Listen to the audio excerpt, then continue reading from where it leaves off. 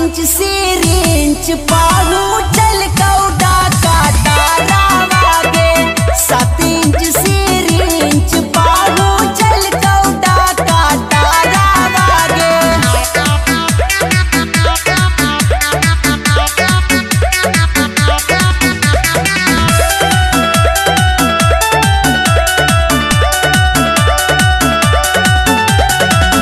कैल कौना दाया तनिको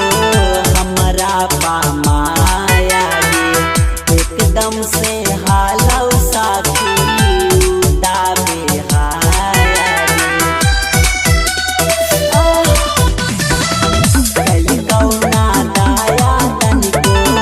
हमरा पामाया गे एकदम से हालौ साखी दाबे हाया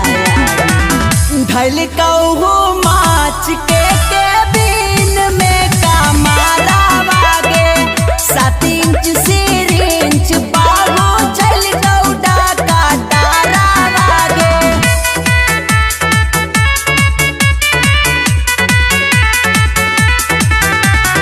म्यूजिक बाय आर्यन अभिषेक। हमारो जक्सन परैना जक्सन लागैला गौरे मुहवा में बड़का थर्मामीटर घुसैला